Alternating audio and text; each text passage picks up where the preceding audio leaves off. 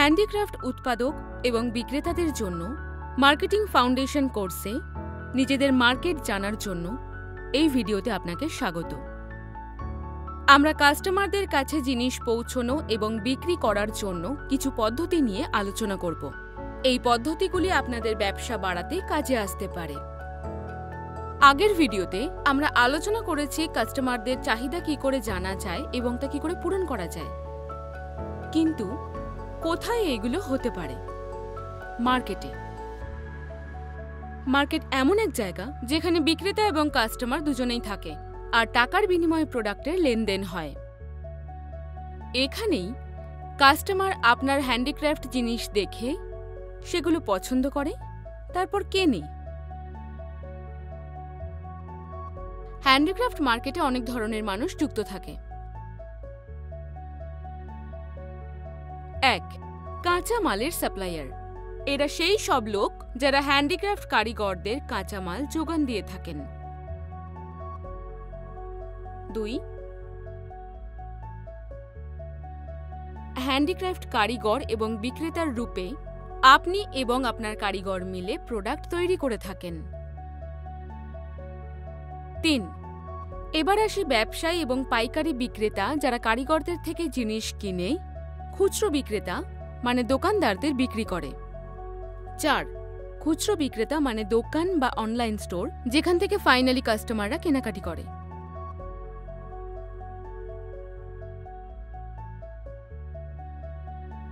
5. Customer যারা আপনার product কেনেন এবং ব্যবহার করেন। আপনার প্রোডাক্টের সঙ্গে কাস্টমারের পরিচয় হয় বাজার থেকে আর মিডিয়ার মাধ্যম থেকে। এবার আসুন আপনার হ্যান্ডিক্রাফট প্রোডাক্টের মার্কেট যাত্রা দেখি। হতে পারে আপনার প্রোডাক্ট কাস্টমারের কাছে পৌঁছানোর আগে বিভিন্ন মাধ্যমের মধ্যে দিয়ে যায়। হতে পারে সেটা সাধারণ মার্কেটের মধ্যে দিয়ে, বা সোজা আপনার ওয়ার্কশপ থেকে, বা কোনো অনলাইন প্ল্যাটফর্মের মাধ্যমে।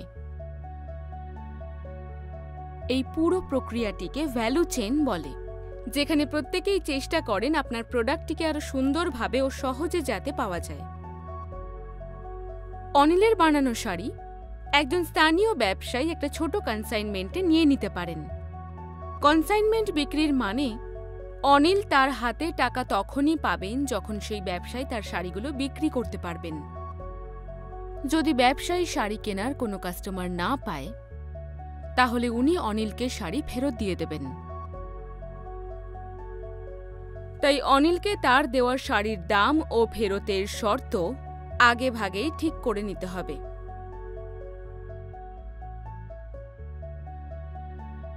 অনেক বেশি কাস্টমারের কাছে পৌঁছানোর জন্য অনিলকে বড় বড় হোলসেলারদের সঙ্গে যোগাযোগ করতে হবে, যারা সরাসরি নগদ টাকায় অনিলের স্টক কিনে নেন বা নিজেদের চাহিদা অনুযায়ী অর্ডার দেন।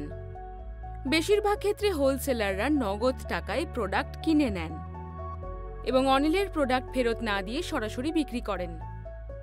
এই হোলসেলারদের মাধ্যমে অনিলের তৈরি শাড়ি নতুন কাস্টমারদের কাছে পৌঁছয়। অনিল তার শাড়ি সরাসরি রিটেল স্টোরেও বিক্রি করতে পারেন, যেখানে দোকানের কর্মীরা অনিলের শাড়িগুলি বাইরে সাজিয়ে রেখে কাস্টমারদের আকর্ষণ করে।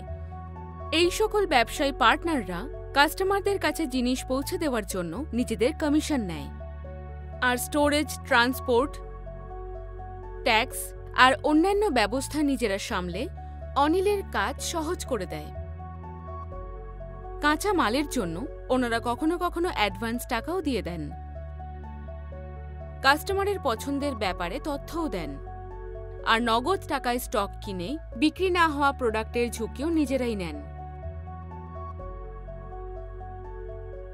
সরাসরি বিক্রি, এক্সিবিশনে বা অনলাইনে বিক্রি করলে বেশি প্রফিট পাওয়া যায়, আর কাস্টমারদের মতামত সরাসরি জানা যেতে পারে।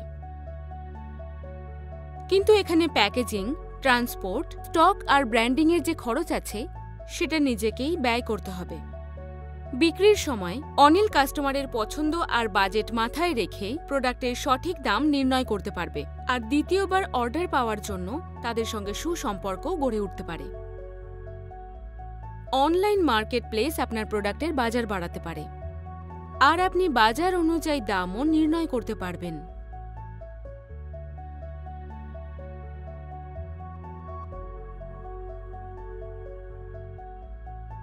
কিন্তু এর সঙ্গে ডিসপ্যাচ, মাল স্টোর করা এবং রিটার্ন সামলানোর মতো চ্যালেঞ্জ একটা থেকেই যায়। খুচরো বিক্রেতাদের মধ্যে বিক্রি করলে অ্যাডভান্স টাকা পাওয়া যায়, আর দোকানের কর্মীদের কাছ থেকে কাস্টমারদের পছন্দ সম্পর্কে তথ্য পাওয়া যায়। পাইকারি বিক্রেতারা বেশি পরিমাণে অর্ডার করেন এবং রেগুলার অর্ডার পেতে সাহায্য করেন। লোকাল ব্যবসায়ীদের মাধ্যমে বিক্রি করা সহজ, কিন্তু তাদের মার্কেট সাইজ ছোট হয়, আর এতে কাস্টমারদের সঙ্গে যোগাযোগও খুব কম হয়। সঠিক পদ্ধতি কি করে খুঁজবেন? সরাসরি বিক্রিতে কাস্টমারদের সাথে সম্পর্ক রাখা যায়, আর বেশি লাভও হয় এতে, কিন্তু এর জন্য দরকার বেশি পরিশ্রম এবং ইনভেস্টমেন্ট। অন্যদিকে ব্যবসায়ী বা পাইকারি বিক্রেতাদের কাছে বিক্রি করে বৃহত্তর মার্কেটে পৌঁছানো যায়, আর নিয়মিত ক্যাশ অন অর্ডারও পাওয়া যায়, কিন্তু এতে লাভ কম থাকে। প্রোডাক্ট বিক্রির নির্দিষ্ট কোনো রাস্তা নেই। আলাদা আলাদা পদ্ধতি অবলম্বন করলে ঝুঁকি এবং লাভের মধ্যে ব্যালেন্স হয়েই যায়। আলাদা আলাদা মার্কেট সেগমেন্টে কাস্টমারদের কেনাকাটির ধরনও বিভিন্ন হয়, তাই যেখানে আর যখন তারা চাইবে আপনার প্রোডাক্ট তাদের জন্য অ্যাভেলেবল থাকতে হবে।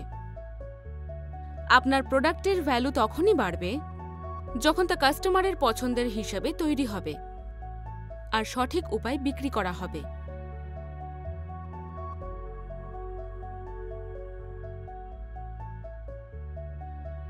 আপনার মার্কেট বুঝে আপনি এমন বিশেষ প্রোডাক্ট বানাবেন যা কাস্টমার মন থেকে পছন্দ করবেন আর তার ভ্যালুও দেবেন। এতে কারিগর আর ব্যবসায়ী বন্ধুরা তাদের পরিশ্রমের সঠিক দাম পান।